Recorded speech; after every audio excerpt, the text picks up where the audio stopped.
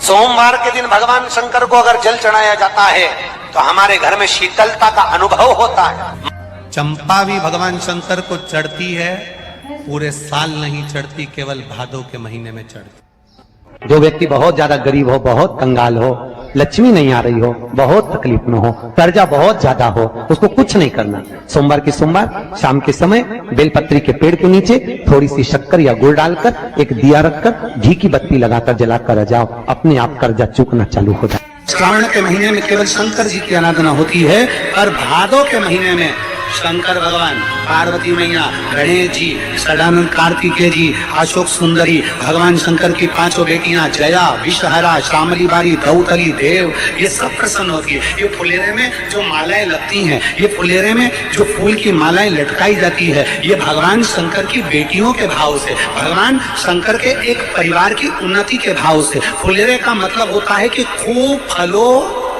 फूलो, खूब फलो फूलो।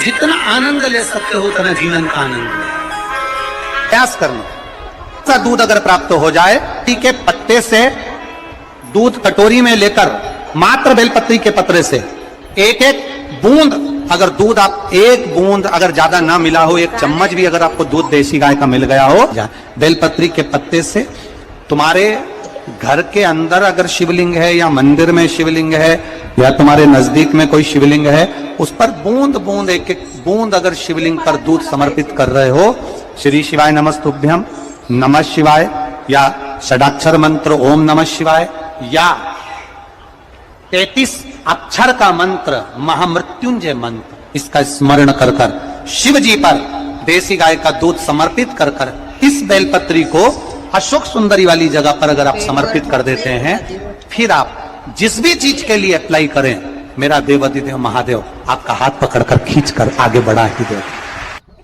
तुमरुका जी बाच रहे हैं उसको, जिन तुमरुका जी का घोड़े का मुंह है, शरीर सुंदर है, मनुष्य का है, देवऋषि नारद जैसी वीणा है उनके हाथ में, एक हाथ में करताल है, वो तुमरुका जी, वो तुमरुका जी जो शिव महापुराण की कथा को कर रहे हैं, बाच रहे हैं, सुना रहे हैं। अब शंकर की कथा में मन एक भक्त का जब लगता है तो भगवान परीक्षा भी बहुत लेता है। बहुत ध्यान देना, भक्त जब भगवान की ओर झुक जाता है, भक्त जब भगवान का हो जाता है, भक्त जब भगवान की ओर समर्पित हो जाता है, तब भगवान अपने भक्त से खेलना चालू कर देता है। तब भगवान अपने भक्त से थोड़ा थोड़ा खेलता है, अपने भक्त से भगवान थोड़ा आनंद लेता है, परीक्षा लेता है। एक बार माता लक्ष्मी भगवान विष्णु के साथ बैठी हुई थी, पार्वती शंकर जी के साथ बैठी हुई थी, ब्रह्माणी ब्रह्मा जी के साथ बैठी हुई थी, और ये तीनों बैठी हुई और तीनों के पति साथ में बैठे हुए थे। तो तीनों ने एक साथ प्रश्न किया, लक्ष्मी जी ने भगवान विष्णु से, माता पार्वती जी ने शिव जी से, ब्रह्माणी ने ब्रह्मा जी से, तीनों ने एक साथ प्रश्न किया कि ये बताओ प्रभु, आपको सबसे ज्यादा प्रिय कौन है?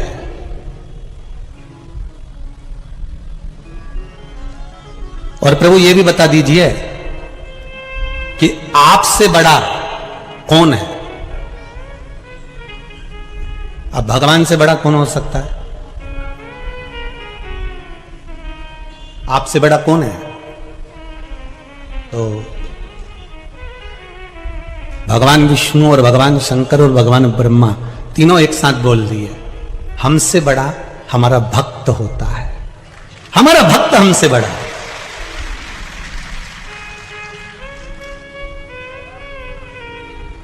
वो हमसे बड़ा है।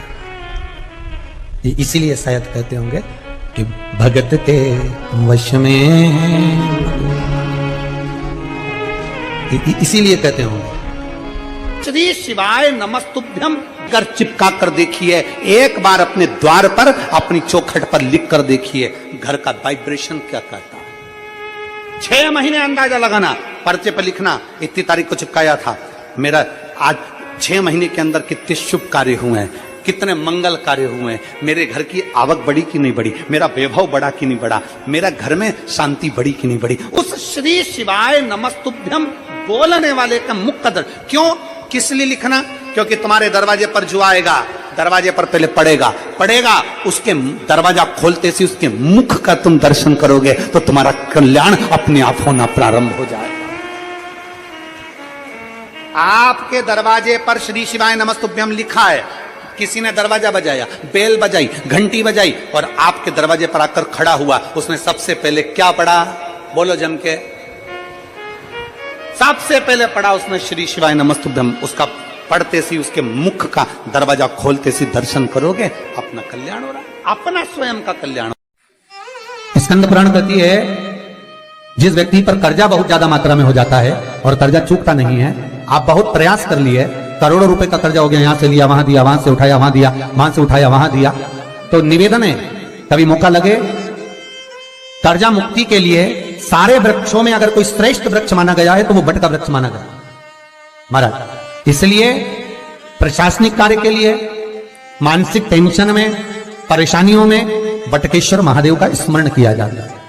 और यदि निवेदन करूंगा बहुत ज्यादा, यदि आपको कर्जा हो गया, बहुत ज्यादा कर्जा हो गया और वो कर्जा चूक ही नहीं रहा, तो थोड़े दिन बड़ के पेड़ के नीचे आप बटकेश्वर महादेव के लिए 1 लोटा पानी, उसमें थोड़ा सा पिसा हुआ चावल पीस के गला लेना, चावल को और पीस लेना, पीस के उस पानी में मिला लेना और मिलाकर उसमें थोड़ी सी हल्दी पीसी हुई डालकर बटकेश्वर महादेव के नाम से बड़ के पेड़ के नीचे अपनी कामना कर जो कर्जा हुआ है उस कर्जे का भान देते हुए, स्मरण देते हुए छोड़ दीजिए।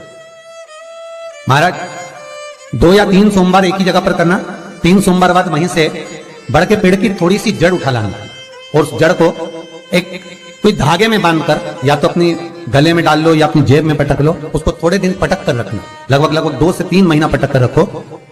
वो जड़ जैसे बड़ का पेड़ विस्तार होता है, पानी गिरे ना गिरे, जल वृष्टि हो ना हो, गर्मी पड़े ना पड़े, उसको कोई फर्क नहीं पड़ता, बड़ का वृक्ष आप रूप फैलता जाता है, उसकी जड़ें अपने आप प्रबल होती है। उसी तरह ये बटकेश्वर महादेव कहीं से भी अगर जड़ आपके पास में रखी है 1 महीना, 2 महीना, 3 महीना तक, तो ये जड़ अपने आप लक्ष्मी को पकड़कर खींच कर लाती है और कर्जे से मुक्त कर दे। बटकेश्वर महादेव का स्मरण सुख का देना होगा महाराज। ऐसा कोई कार्य नहीं जिसमें पशुपति व्रत लाख ना करो, बस दिल से अगर आपने पशुपति व्रत करा है, बाबा विश्वनाथ के 5 पशुपति व्रत होते हैं, किसी भी सोमवार से चालू कर सकते हैं। बस करना क्या है, सुबह पूजन की थाली लगाकर लेकर जाना है, शंकर भगवान के शिवलिंग की पूजन करना है मंदिर में, अभिषेक पूजन करो, वो थाली वापिस लेकर आ जाओ, घर में रख दो। उसी थाली में शाम के समय प्रदोष काल में सूर्य डूब रहा हो, उसके कुछ ही समय के बाद आप आनंद में 6 दिए घर से लेकर जाओ, थोड़ा सा मीठा बनाकर लेकर जाओ और 5 दिए शंकर जी के मंदिर में लगाओ। पूजन करने के बाद में मीठे के 3 हिस्से कर दो, 2 हिस्से बाबा के मंदिर में अलग अलग रखिए, एक ही प्लेट में 2 हिस्से नहीं रखना, दोनों हिस्सों को अलग अलग कटोरी में, अलग अलग दोने में, अलग अलग प्लेट में बाबा को रख दो और एक हिस्सा, एक दिया लेकर आ जाइए। घर के दरवाजे में प्रवेश करते समय राइट भाग में एक दिया घी का लगा दीजिए जो लेकर आए मंदिर से, उसको जला के नहीं लाना है, वहीं पर जलाना। दरवाजे के पास आराम से बैठो, दिया जलाओ और प्रसाद लेकर अपनी कामना कर घर के अंदर सीधा पांव रखकर अंदर चले जाओ।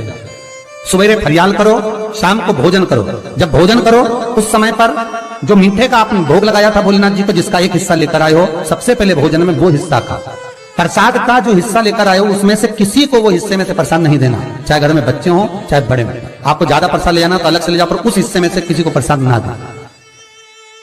और वो प्रसाद पहले पाकर फिर आप भोजन प्रसादी ग्रहण करें। पर इसका नियम यह है कि प्रसाद जब आप लेकर आते हैं, आपको पहले भी कथा में कहा कि शंकर का प्रसाद रात भर नहीं रखा था।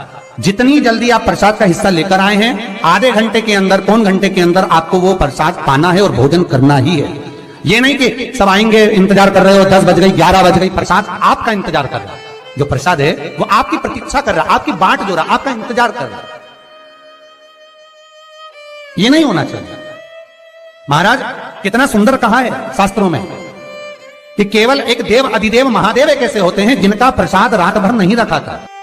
कहां से लिया है? प्रसाद लाकर ताजा रहता है जब तक आप पाते हैं, फिर वो फ्रिज में रख देते हैं। फ्रिज में रखा किसी ने खाया नहीं खाया, जितने समय तक फ्रिज में प्रसाद रखा रहता है वो इंतजार करता है कि कोई मुझे प्रसाद भक्षण करे। प्रसाद का मतलब होता है प्रभु का साक्षात दर्शन।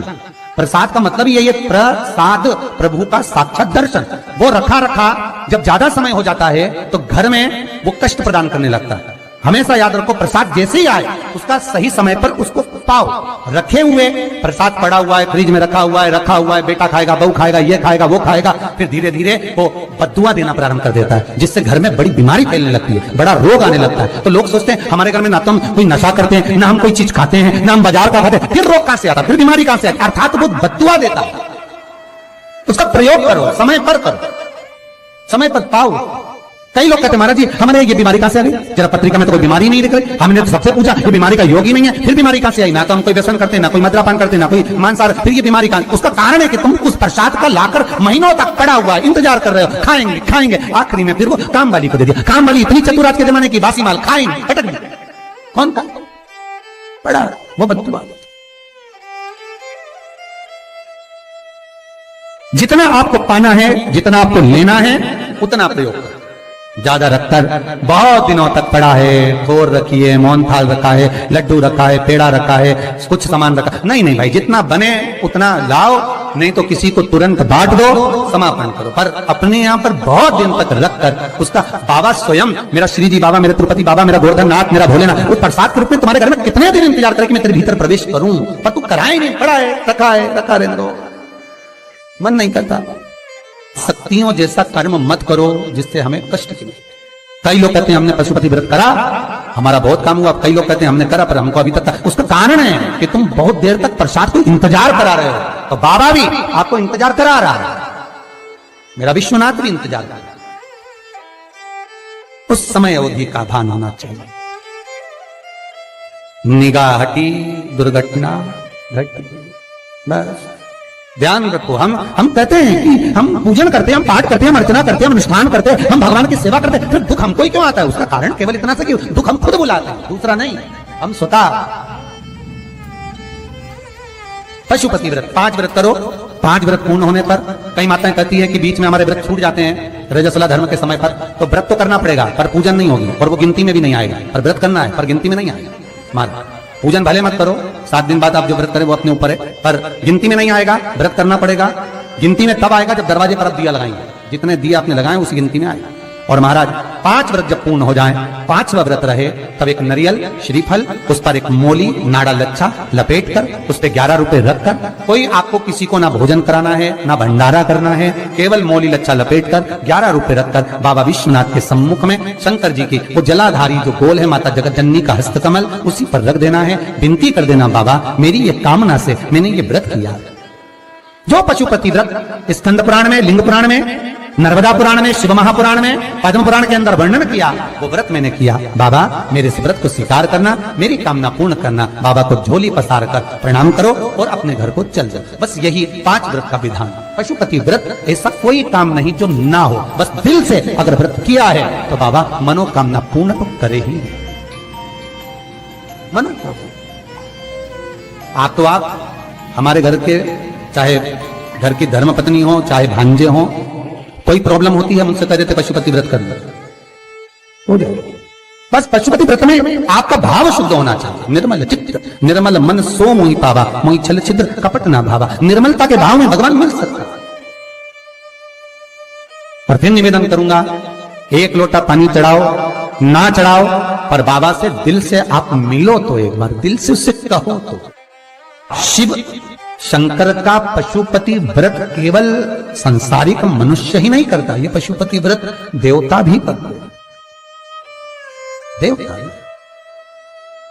शिव साधारण नहीं है महाराज, उसका स्मरण मात्र। मां पार्वती कोई बेसन का, आटे का उपटन नहीं लगाती थी। मां पार्वती गाय के गोबर को अपने तन पर लगाती थी। उस गोबर का उपटन जो निकाला गया, उससे एक पुतला तैयार करा जिसको गणेश जी कहा गया। इसलिए हमारे हिंदू धर्म में लोग कहते हैं गोबर गणेश। माता पार्वती ने अपने तन पर से जो उपटन निकाला था, वो गाय का जो गोबर मां पार्वती अपने तन पर लगाती थी, उस गोबर से जो उपटन बना, उस उपटन का गणेश निर्माण हुआ, वही गोबर गणेश कहलाता। शादी ब्याह में आज भी गोबर गणेश को पूजा जाता है। शंकर को आधा चावल का दाना नहीं चढ़ता, आपको मालूम होगा। शंकर को आधा चावल का दाना नहीं चढ़ता। शंकर को कूटा हुआ नारियल नहीं चढ़ता। शंकर को खंडित बेलपत्र नहीं चढ़ती। शंकर को टूटा हुआ फल नहीं चढ़ता। शंकर को अगर किसी ने एक केले के 2 टुकड़े कर चढ़ा दिए तो वो चढ़ेगा नहीं। शंकर को अगर एक सेब में से 2 टुकड़े करके चढ़ा दिए चढ़ेगा नहीं। शंकर को नारियल फोड़ कर चढ़ा दिया वो चढ़ेगा नहीं। शंकर को बेलपत्र खंडित चढ़ा दी चढ़ेगी नहीं। शंकर को टूटा हुआ चावल चढ़ाया चढ़ेगा नहीं। अर्थात शिव महापुराण की कथा कहती है कि शंकर को आधा चाहिए ही नहीं, शिव को पूर्ण समर्पण चाहिए, तब शंकर प्रसन्न होगा। शिव जब प्रसन्न होगा जब आपकी पूर्णता रहेगी। इसलिए चावल का दाना भी आखा, श्रीफल भी आखा, फल भी आखा, केला भी आखा। जो तुम दे रहे हो भगवान को भले मत दो, पर जो देना है वो आखा ही देना।